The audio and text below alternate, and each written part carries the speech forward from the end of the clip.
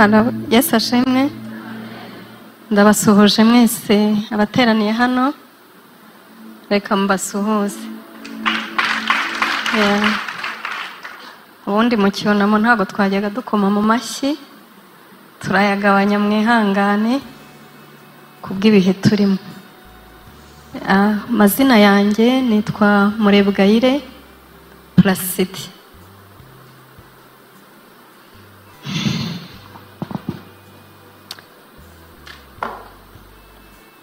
Hari igihe mburahumera, Imana impa imbaraga.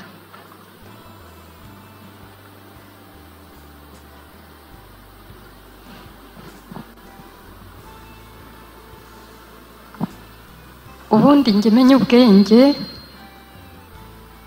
nta mubyeyi nabonaga imbere yanjye, ntawe, nta mama, nta papa nigeze mbona. Nisanze gutyo, ariko ndakura, ni ukuri ndakura, kandi nkura mu nkoni nyinshi nta n'imbabazi mfitiwe. Ndarengereye, reka nsubire inyuma gato. Ntacyo, kuko Imana ibimfashemo. Nubwo mpagaze hano, ndi umunyarwanda kazi, ariko wavuye muri Amerika. Nari mazeyo imyaka irenga 11, ariko nagiye nsenga Imana ngo nubwo ngiye nzagirirwa ubuntu bwo kugaruka mfatanye n'abanyarwanda kwibuka abacu bazize jenoside yakorewe Abatutsi. Ndashimira Imana rero ko yabinshoboje nkaba naje. Ubundi mvukana n'abana 5 bari kumvuga nubwo twakuze, harimo abahungu 3 n'abakobwa 2. Ariko ntago twashoboye mbese nko kubana nk'umuryango. Umwe yarererwaga ahangaha, undi akarererwa aha, undi akarererwa. Ariko twese turakura. Ariko nkajya ngira amatsiko yo kumenya impamvu twebwe tutagira ababyeyi. Nza kumenya ko bameneshejwe bagahungira Uganda, ariko bagera Uganda papa wacu yitaba Imana mfite imyaka 2.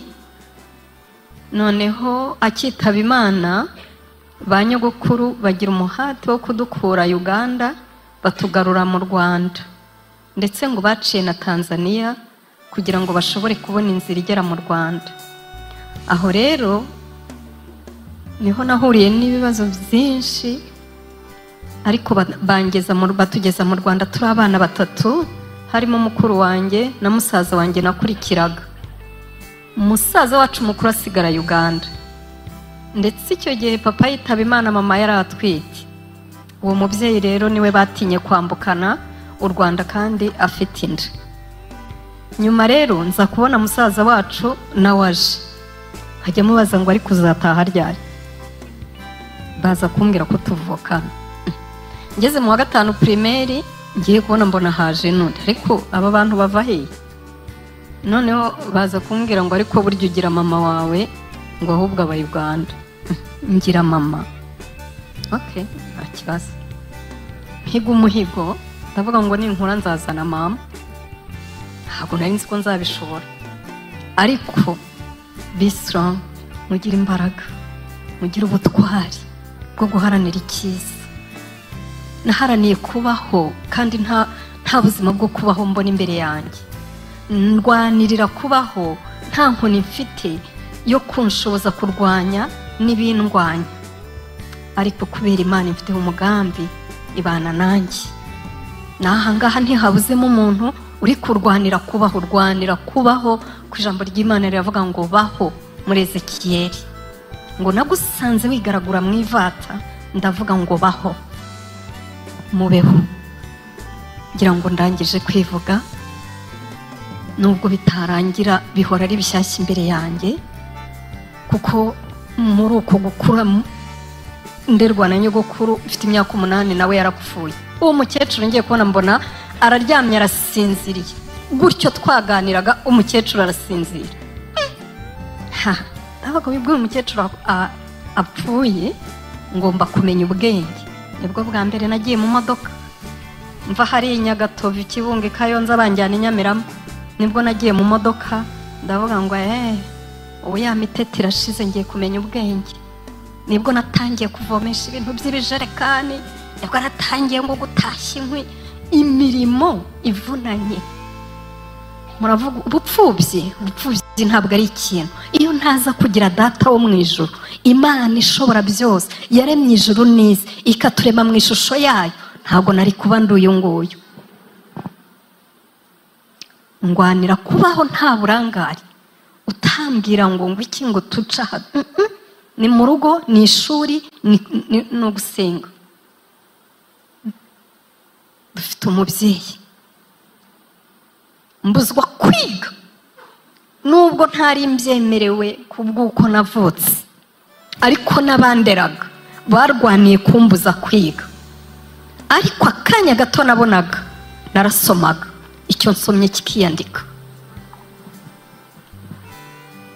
Niga ku ngufu kandi nkatsinda, nkagira amanota meza. Gusa nakundaga kuba uwa kabiri kuko ibikoresho byinshi sinakundaga kubibona. Haranira kubaho kandi nsenga.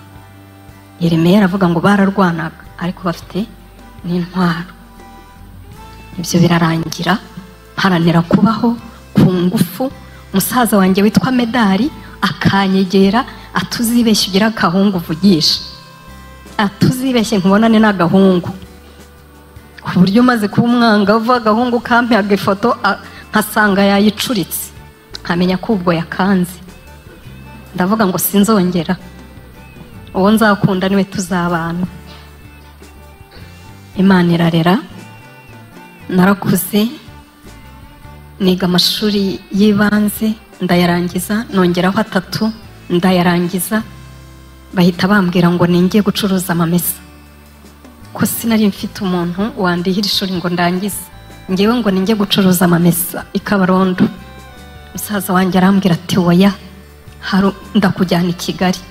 Naje i Kigali mfite agashashi karimo twenda, nihisha iyo famiye yanderaga yitwaga Kwindera, ariko mu by'ukuri nyica nabi.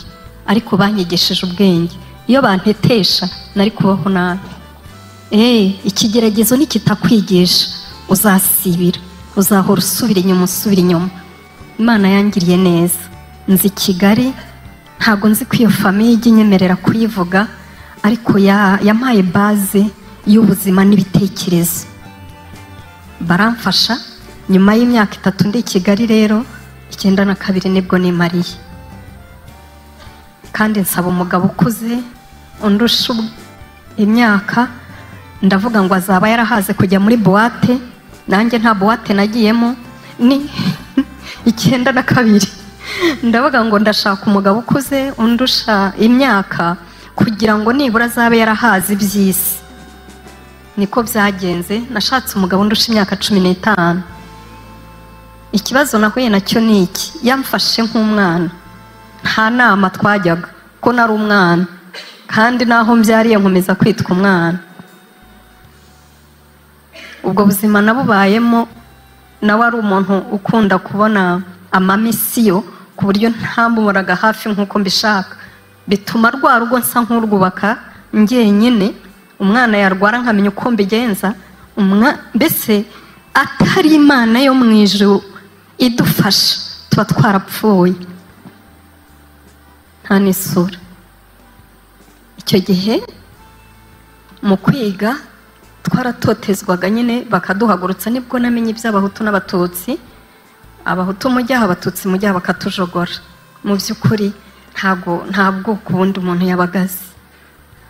Hanyuma ibyo birarangira, 94 iratangira.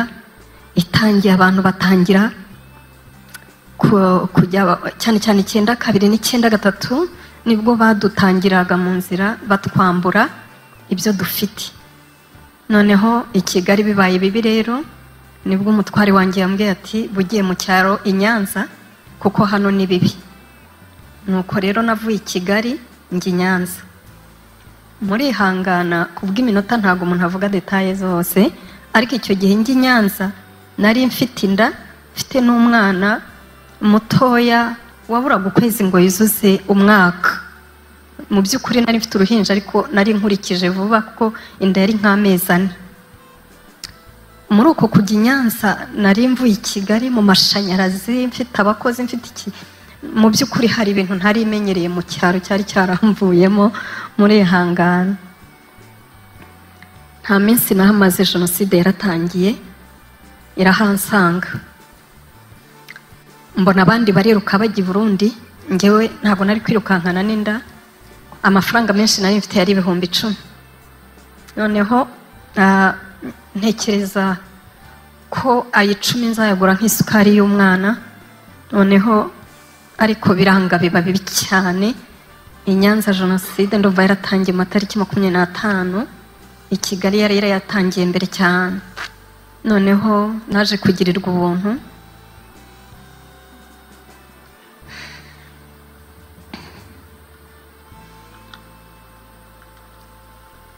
Naje kugirirwa ubuntu tumenyana n'umuntu w'umuturanyi akajya dusura, abandi bajya mu Masaka, ariko ndavuga ngo nge ntago najya mu Masaka kandi naravuye i Kigali mpunga. Ubu niyemeje ko Imana izandinde cyangwa nanjye nzapfa. Iryo joro jenoside noneho kabisa yindi yo kwica abantu igeze. Muri iryo joro abasirikare benshi, imodoka ziramena hafi yacu muri metero nkeya cyane. Ni ukuvuga ngo byatangiye nka 3:00 za mu gitondo. Ni ukuvuga ngo icyo gihe nta guteka nta kunyeganyega. Muri metero zingahe ntabwo nari gutarabuka. Gahunda ziratangira, baratangira binjira mu mazu, aho batwika baratwika, abo birukankana barirukankana. Bigejeje ninjoro ndi kumwe n'urwo ruhinja rwanjye, ndi kumwe n'umwana wavuye ku Gikongoro, ndi kumwe na mushiki w'umugabo, ndi kumwe na mubyara we, twara abadamu 3 n'umwana umwe wavuye ku Gikongoro waruhukiye aho ngaho. Aravuga ati ubwo hano hakiri ubuzima reka mpagume. Mu minota mikeya baravuze ngo ruriya rugo tujye kurebamo matora zo kuraraho n'ibiringiti abari kuri bariyeri. Noneho igitero cyose gihita kiraza gishoreye abo basirikare baje gushaka amatora. Barakomanze turakingura kuko nta yindi option twari dufite no gukingura. Bafite intwaro zose, amacumu, imihoro, imbunda, buri kintu cyose muzi cyakwica bari bagifite. Noneho tucyumva ariko bakomanga baje, bazaga ari igihe rubyumva. Twebwe twarirutse tujya mu nzu yo mu gikari, turavuga ngo reka twihishe mu mitiba, niba ari ugusahura basahuri. Rero bo ntago baje bareba noneho ibyo bimatora, ahubwo baje bareba bari muri iyo nzu ni bandi. Batubuzemo badusanze inyuma mu gikari, baravuga bati twumvikane, uwo dusanga hano atatwiyeretse araba ari inkotanyi turwanya. Inama twamugira nuko yakwizana. Wa mukobwa ahita bishyira, wa mudamu ahita bishyira. Numvise babagezeho, nanjye ndavuga ngo reka ngende, ubwo ndacyafite ka kana. Twaragiye turebana n'abamaso ku maso, baravuga ngo nituzana amafaranga. Nari nsigaranye 5,000, tuti nta yandi dufite. Bati turabajyana nonaha rero nta kundi. Umushefu wabo bajya bavuga ngo inkware y'inyabugingo ngo igirokokera mu itongo ry'uyihiga. Uwo munsi ntabwo banyishe, ahubwo batwaye ayo mafaranga, batwara ibyo biringiti na matora, baragenda, twebwe badusigaho. Turavuga ngo dushime Imana ubwo dusigaye. Nafashe rero ikirago, nanjye kuvuga umukeka icyo gihe yari itarabaho. Nafashe ikirago nsengera umwana. Nari umukatolike ukunda gusenga ubyina kwa padiri w'umuhereza, hari icyo nari mfite. Noneho ndyamisha umwana n'abandi bajya kuryama mu byumba byabo. Ariko mu by'ukuri nta n'iminota 30 yashize, ariko akana mbona karasinziriye, nkicara iruhande. Ngiye kubumva nanone numva umuntu arakomanze. Akomanze ngo nimukingure njye kubahisha, ngo nimukingure mbabwire, n'ijwi ryiza cyane. Uwo mudamu yari umukobwa witwa Emerita, aravuga ati iryo jwi ndarizi, reka njye kubakingurira. Emerita aragenda, akimugera imbere ati kuramo umpe amufate ku ngufu. Emerita ati oya. Urumva nyine bagiye impaka, aravuga ati nutampa ndagutema. Mu by'ukuri uko kujya impaka kuko tutari kureba bariyeri, aba bandi baravuze ngo badutanze babadamu sha. Baraza igihe bakiri ku muryango, kuko mu cyaro nta matara hari ututadoba, ngewe nari agasigaranye mu cyumba, irindi yarijyanye nyine kumurika ngo abone uko akingura. Baravuga ngo mva batadutanga wa mugore wavuye i Kigali. Noneho basa nk'abaretse wa mudamu, wa mukobwa, baravuga ngo bagije gufata wa wundi wavuye i Kigali bamutanguranwa. Nanjye nkibyumva nca mu muryango w'inyuma, ndavuga ngo reka nigire muri toilette kuko ningeramo ntawe uri bumbone, ndipfira n'ubundi n'ugupfa. Ubwo umwana nsize norosha araryamye ku kirago, nanjye ndavuga ngo reka nigire muri toilette ngo nyigereho, sanga kenge ni gatoya imwe yo mu cyaro, sinkwirwa mu biranga. Ngo ngere mu kadushe kari ruhande nka hariya, naho nsanga kararangaye nta bwihisho buhari. Ubwo deja bageze mu nzu kumpiga. Umva guhiga, ariko guhiga. Noneho aho no muri dushe hananiye, nashushe nkusohokamo, njye imbere y'utwo tudushe na toilette, ahantu imbere yaho rwose nk'uwajya ahangaha kuri aya mabuye hari udushishwa tw'inkwi. Uwo mukobwa yari yashishuye kugira ngo ni zizume vuba tuzicane. Niyorose utwo dushishwa tw'inkwi, mbwira Imana ngo ndindira ahangaha ningira nzagushima. Mu by'ukuri ntimungaye ko nasize uruhinja, ntabwo nari mbizi. Iyo menya ko bica uruhinja nari gupfana n'umwana wanjye, ariko numvaga bashaka wa mugore ngo wavuye i Kigali. Hanyuma njya gutakara muri toilette, baraje binjira mu nzu bose, n'abasirikare n'abandi bose bari bafashe akazi ko kwica. Binjira mu nzu barampiga, barambura, babivugana numva, baravuga bati nimutwike inyuma y'urugo. Yari umugore mutoya, ashobora kuba yasimbutse. Urabona mu cyaro rero inyuma y'urugo hari ukuntu haba hari ibintu by'ibihuru. Baratwitse, mu gutwika amashashi akaza akangwaho, ntiyagira gutya nkumva biragiye. Ariko ubwo barafashe amacumu barahiga muri plafo, baza muri ya toilette, bajya mu nzu y'inka, basubira mu gikoni, barambura. Bamaze kumbura babwira babandi ngo nimuhe ku mwana, muze mutubwira aho uyu mudamu yagiye. Noneho nsigara ari ikibazo.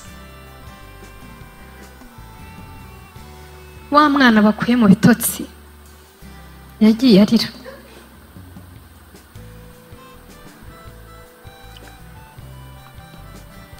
Ijwi rye ndacyaryumva.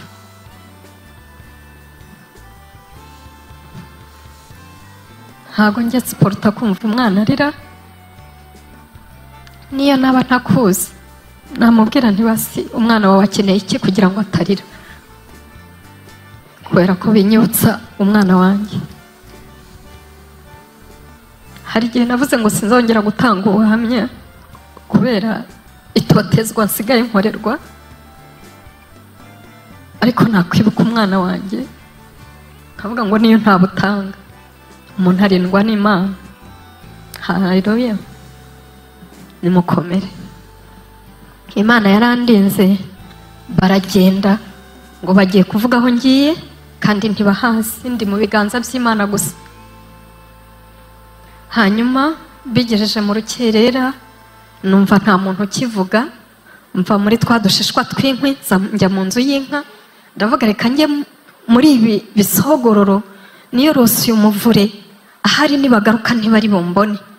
Koko nkimara kugera mu nzu y'inka, nibwo baje gusahura ibintu byose byari mu nzu, ntibasigamo na kimwe, ariko bareba ahantu hose ngo barebe ko bambona, ariko ntibambona.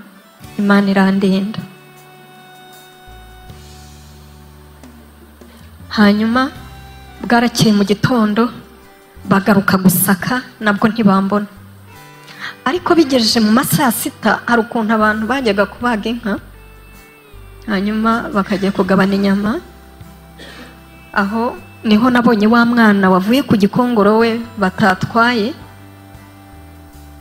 mubona yicaye aho ku rubaraza, ndamubwira ngo ngwino genda ubwire iriya famiye yitwa kwa Serukabuzi Nyanza ubabwire ko ndi hano. Yaragiye arabibabwira. Uwo musaza yohereza umuhungu we, niwe waje ankura muri icyo gisogororo cy'inka. Nibuke ko nkiryamyemo ntwite, nibuke ko nta mazi turanywa.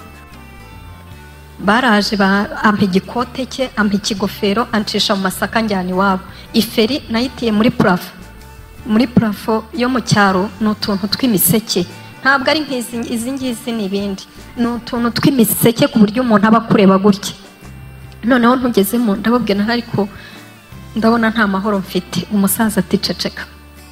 Ako kanya hinjira interahamwe irababwira ngo niba hari umuntu mwashyize muri plafo bari guhigisha amacumu. Ako kanya umusaza aramubwira ati ntawe dufite. Aragenda. Akimara kugenda umusaza yigira inama, kuko bwari bumaze kwira, kunjyana kwa nyina. Nyina amarembo yararebanaga, amvana muri iyo plafo anjyana kwa nyina aho ngaho hakurya y'umuhanda cyangwa se y'umuharuro.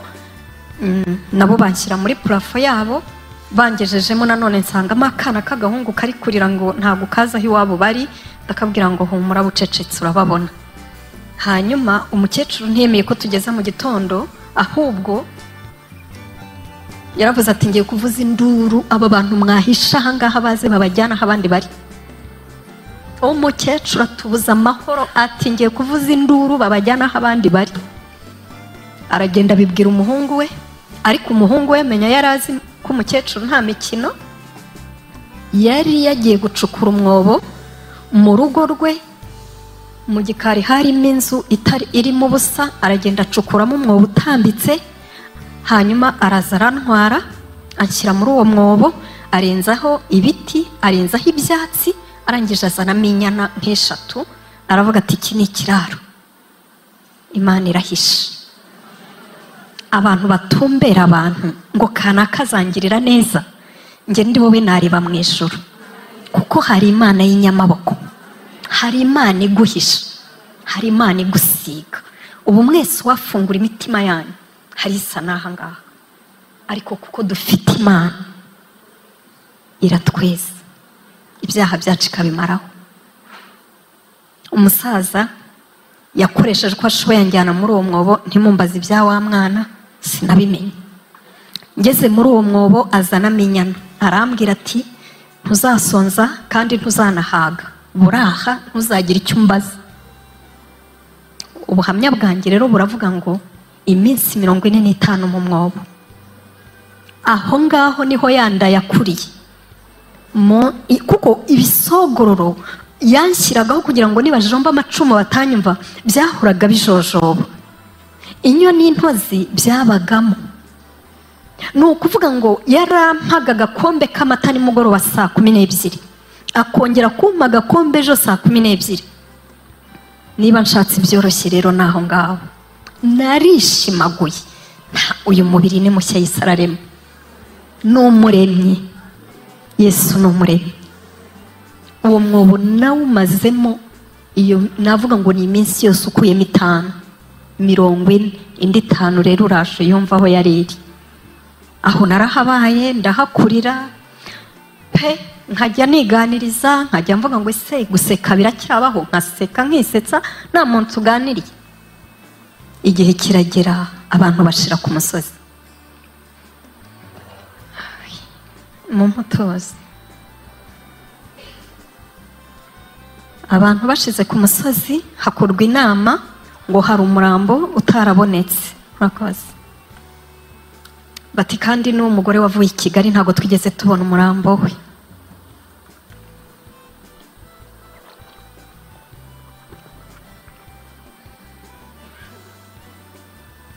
Baraje bakora inama kwa wa musaza, baramubwira ngo niba hari umuntu ahishe baramwicana nawe n'abana be, inka bafite bazishorere. Batari turica abana, wowe uriyicira uwo mugore twabuze kuko ni ukuguhana, kuko wanze kuza kwica. rero wowe urica uwo mugore. Umusaza ansanga muri uwo mwobo arambwira ati ibintu byakomeye, barambwiye ngo bagiye kwica abana banjye, nanjye nkwice inka bazishorere, none tujye inama, ngiye kukuzanira Kirorine uyinywe upfe neza. Arongera ati niba byanze ngiye kukuzanira peteroli, njya numva ngo iyo bayisutse mu matwi bakarasiramo ikibiriti ngo umuntu ahita apfa. Yampitiyemo impfu nk'eshatu nziza, ngo nziza, impfu ngo nziza, ariko impfu nziza. Ndamubwira nti mpakanya nsenge wenda nakira, cyangwa se Imana iratugira inama. Ngo ngaho senga. Igihe mwasengeye abantu ntibashize, yaragiye agarukana indi migambi mu gicuku, arambwira ati nje kugutwara. Yaraje bakuraho ibisogororo, banyemura muri wa mwobo, ariko ngeze muri saro ye mbona agacupa nk'akavide ka fanta. Ndababwira ngo nimunshyiriremo amazi, ahari muzatinda kongeraho mweho. Ubwo yabwiye umuhungu w'umwe, kuko abandi bose yari yabahishe ko ari bunjyane, kuko hari isezerano ryo kubica, nawe akanyica. Agacupa bampaye amazi ndayajyana, nsanga yacukuye undi mwobo munsi y'urugo mu rutoki. Uwo mwobo nibura uwo narambuye amaguru, ariko uwari mu nzu wo ntago nashoboraga kurambura amaguru, kuko deja nari narahinamiranye, kuko ukwezi ni kwinshi n'iminsi 40, hafi amezi 2. Umusaza aravuga ati seseramo nko kwinjira hano, hanyuma nugeramo ndakwereka. Nseseramo nsanga nyine ni ibitaka, mumbabarire wenda iminota irimo irarenga. Noneho maze guseseramo arenzaho igikarayi, arenzaho ibisogororo, arenzaho n'ibitaka. Noneho wa mwobo yanshyizemo wo aba yatambitseho uduti, atambikaho utuvova, atambikaho amakoma, arasakara neza. Ariko ibisogororo byabanzirizaga ibyo byose, kugira ngo nibajomba amacumu bakagera ku giti wenda bumve hakomeye. Arambwira ati buri aho ngaho. Aragenda. Ubwo ntangiye ya minsi 5. Amaze kugenda haguye ikintu cyitwa imvura, kuko yari yansigiyemo umwenge ungana nk'uwo wacishamo iri cupa. Nushaka guhumeka ujye uzamura amazuru hano. Noneho anagiye yamvuriragwa na wa mwenge urazimye.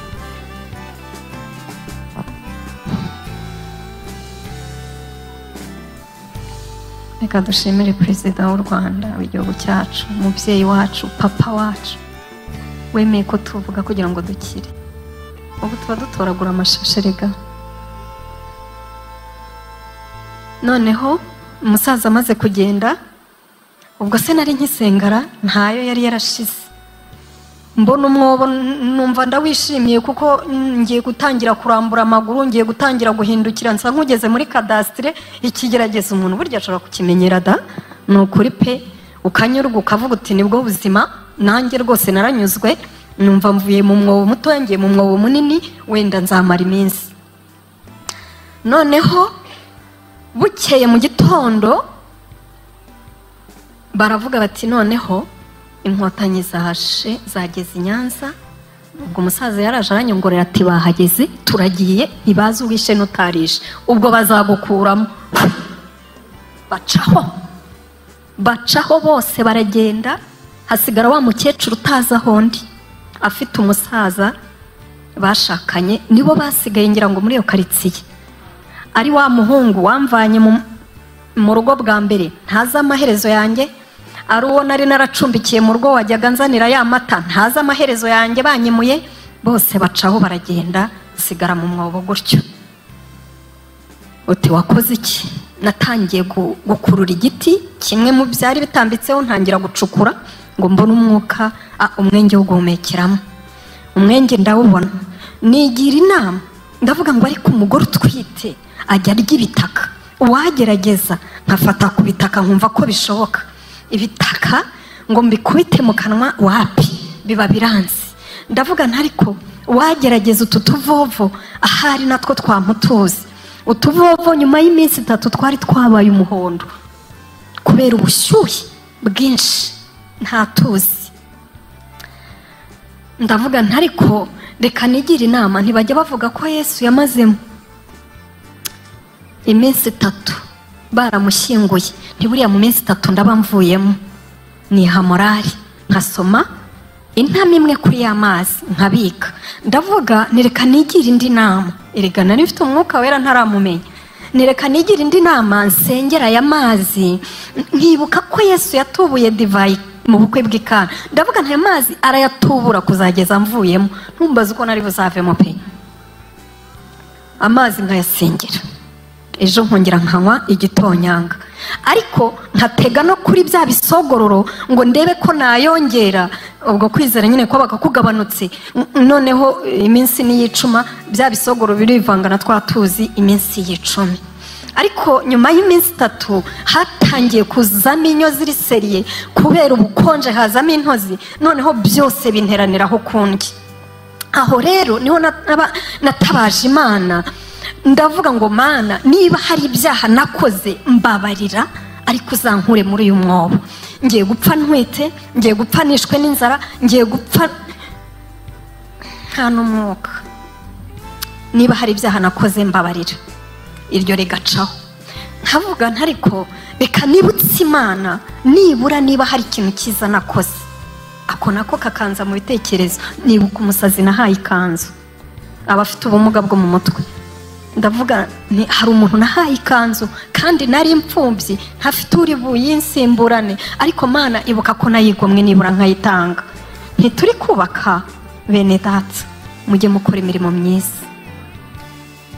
Apostle n'urugero rwiza, ajya agaburira abantu ngo bari mu mutuku, bariya abantu Imana izabaha umugisha. Nibutse Imana, ariko si imirimo yari iyihe narayibuze. Akibaze nk'ubu Imana ikubajije ngo ukora iki ukabibura buri munsi uzangaha, ukora iki nkugirire neza. Iryo nsara ndeze ntesha umutwe, noneho y'amazi nayo yari amaze gushira. Iminsi 5 mba ndayifunze. Ubwo urumva narebye Yona mu nda y'ifi, iminsi 3 sinavamo. Ndeba Yesu bamushyinguye sinavamo. Ndeba abagore batwite ko barya ibitaka, reka data byanga kumanuka. Numva amasengesho yanjye yabaye ubusa, ariko iyo yabaye ubusa, iyo twihebye nibwo Imana isa. Iyo tukirwanirira urwana gutya, Imana irakureka nyine ukarwana, ariko nuyemerera ikakurwanirira izanakuneshereza. Nagiye kumva numva kenge karaje, ndavuga ngo uwacisha inkoni muri uyu mwenge, ahari umuntu wazaza guca urukoma muri urutoki yazankuramo. Ntangira kujya nzunguza cya giti nacukuje, nyicisha mu mwobo nyine mu mwenge nahumekeragamo kugira ngo ndebe uwuza. Ngize amahirwe numva umukecuru aje guca urukoma koko, araza yivugisha. Noneho nzamura umunwa, kuko uwo munsi nari nashoboye gucukura ngo ndebe nibura ko umutwe wacamo. Ndavuga ngo umutwe niwemera gucamo, ahari ndabona insina hafi nyikurure nzamukemo, ariko ibyo ntibyakunze. Umukecuru nahamagaye rimwe aranyumva, araza arawegera turinde. Ndamwibwira nti ndi umukazana waha naha nashatse, ntinagira ngo umpe amazi yo kunywa. Ngo ngo inkotanyi bene wanyu baje, ngo none urashaka kutwicisha. Yari afite isuka, niba yaraje guhinga amateke simbizi, arasiba. Na ka kenge nari mfite aragasiba, aragahwanya. Arangije akubitaho ngo upfa. N'amazi yashize, inyo ziratangiye kunca mu matwi na hehe, intozi zirandya ibintu byose. Ndakomanga kunda nkumva kana karasesa imigeri. Imana yarandinze, ndi ubuhamya bugenda, kandi no biracyakora ibindi. Nanjye nzayihamya mu isi yose. Imana iragahora ku ngoma. Ariko dushimire Perezida wa Repubulika y'u Rwanda, wemeye gufata umugambi agahugurutsa abasore bakamwemerera bakaza kuturokora. Imana ikabakoresha, ibagirire neza. umukecuru yagiye yivuga ko anyishe nta kibazo afite, arangije ahura n'umuhungu umwe wa musaza wakomeje kumpisha nari naracumbikiye mu rugo. Twarabanye neza bavandi, twarabanye neza. Ageze ku Gikongoro aravuga ati hari umuntu papa yahishe ntamenye amaherezo, reka nsubireyo ndebe wenda namubona nkamurokora. Uwo muhungu niwe waje ahura n'umukecuru arimo yidegemza nyine ko anyishe. Aramubwira ati ariko ko wivugisha uvuye he? Aravuga ati hariya hari akagore kari guhamagara inkotanyi. Ngo agake ati ngwina, mufata ukuboko aramuzana mugeza ku mwobo. Wa muhungu arwana n'ibitaka, niwe wankuyemo. Twavuze ko nta mashyi twongera gukoma, turazamura icyubahiro. Ndongera nyuma y'iminsi 45 ndongera mbona umucyo. Iyo Mana uri jyewe wayivaho, uri jyewe wareka kuvuga imirimo yakoze ngo batazagira icyo bagutwara. Iyo turinze cyagiye, iyo turokoye cyagiye, ikaturokora urupfu rubi, n'uyu munsi iracyaturokora. Apostle Imana iguha umugisha mwinshi. Navuyemo nta mubiri mfite, navuyemo ndi umukecuru imyaka 70, navuyemo nta buzima, nta mavi, singenda, bantwaye mu maboko yombi. Ariko uwo muhungu arantwara ngeza mu nzu. Ikintu cya mbere namusabye, naramubwiye ngo nzanira wa mukecuru. Ndamubwira ngo ndakubabariye, urupfu wanyifurije jye ntabwo nkwifurije, ntariko wagize nabi kumpamba mbona n'ubundi nari impambye. Umukecuru ndamubabarira, abamenye ko narokotse bakanzanira isukari naramuhaga. Mbaho gutyo ngera naho njya mu bitaro mvamo. Ariko uko kuzenguruka nkimara kurokoka twarazengurutse nisanga nageze i Kigali. Nsubira iwanjye, maze gusubira iwanjye icyo nababwira cyo nuko yanda nari mfite mu mwobo wa mwana yavutse. Ni umusore mwiza cyane, iyo mubonye nshima Imana. Umwana wanjye ariho, Imana yampaye inshumbusho, nubwo uriya yazize ibyo atazi. Imana yangaruye mu rugo. Hari ijambo perezida yigeze kuvuga rimfasha, riravuga ngo muharanire kwigira. Kuva naryumva narakangutse, ndavuga niba musaza wanjye w'imfura yapfuye, uwo nakurikiraga yapfuye, wa mukecuru navuze ngo nzajya gushaka Uganda ndamubona nte. Imana yanyambitse imbaraga ndamucyura. Ntabwo nigeze numva ko ntashoboye. Naragiye ndamubona, nturi mama wambyaye, ndeba ibimenyetso bampaye mbona niwe. Imana yo mu ijuru, ya mashuri narayize. Nabonye mfite igipapuro cyanditseho diplome, mfite igipapuro cyanditseho lisansi. Amashuri twarayize. Aba bakozi b'Imana baradufashije. Apostle mwarakoze, Pastor mwarakoze. Si ibyo gusa, ntabwo ari ibyo gusa. Kubw'ijambo ry'Imana, kubw'aya mavuta, hari aho tugeze. Nubwo namugoye, ubu naramugoye. Uzi umuntu ushaka kugufata amaboko nawe ukamucika buri munsi, akumva nyirango yampoza, ariko ngewe nkamucika. Nukuri ariko yatubaye hafi nk'umubyeyi, nka Mose arokora ubwoko bw'Abisiraheli. Imana ibamugisha. Nukuri reka mbabwire, kugira ubuntu nagiriwe bwo guhagarara hano, Imana yo mu ijuru ibakiza imitima. Iyankuye muri wa mwobo, mwumve ko igikora ibitangaza. Ubu muzi ko muri Amerika naguze inzu. Naguze inzu kandi tarabawemo n'umuntu wese, kuko nabwiye Yesu ni icyatumye usigara ikireta nk'uko umushumba yabivuze. Ni muri Tito igice cya 2 umurongo waho wa 5. Ariko wirata yirata Uwiteka. Ngewe Murebwayire bavuze ngo najye gucuruza amamesa. Ariko ubwo murabyumva. Ariko ubu hano nta bantu babuze viza ijya muri Amerika. Ibaze ko Imana yimpaye n'abana banjye bane bariga muri universite yitwa Ankiyo. haleluya, ijya ibikora kugira ngo yitwe Imana isuzuguze, izamura bintamenyekana. Nagize gutya mu bwenge, Imana yampaye ubwenge kuva nava SFB niga ibintu bya business plan. Nakangutse narangiza nkanyurekira kwa Pose, nawe akatwigisha ko nta gusinzira, nkatekereza kandi nkakora kandi nkasenga. Mfite inzu nziza nshyashya, haleluya. Umuntu wese uzajya uzana umwana ajya aza tumucumbikire, kuko Imana ibana natwe. Ni umugabo udahemuka. Sinzibagirwa umugore umwe twari duturanye ambwira ngo ariko wowe ntujya wambara super wax, ariko nkawe biti ntabwo ari azi intambara turwana. Imana yo mu ijuru rero iminota yangira imirashira, yandukoye ikampa abandi bana, ariko ubu ntabwo nshobora kwibagirwa ababuze bose. Ndabibuka kandi turabakomeje. Ariko Imana yo mu ijuru nanone yatwongereye igihe cyo kubaho, ikaduha igihugu kirimo umutekano. Mureke dukorera igihugu. Erega njya nza nkatanga na mitiweli. Niyo ntaza ndayohereza njye ngurira abantu mitiweli. Ngomba gutanga umusanzu w'igihugu, ngomba gutanga umusanzu w'igihugu.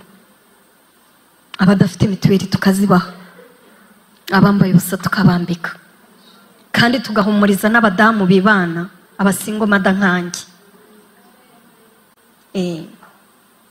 Umugabo twari twarukokanye, hanyuma nyuma yitaba Imana, ansigira abana 4. N'abana beza basenga Imana. N'abana beza basenga Imana. Imana ishimwe. Hari agakorasi kavuga ngo sinzagusiga sinzaguhana, iraduhetse ku mugongo wayo. Sinzagusiga sinzaguhana, iraduhetse ku mugongo wayo. Murakoze. Imana ibahe umugisha. Ibyo mutamenye ni ukuri muzanyandikire.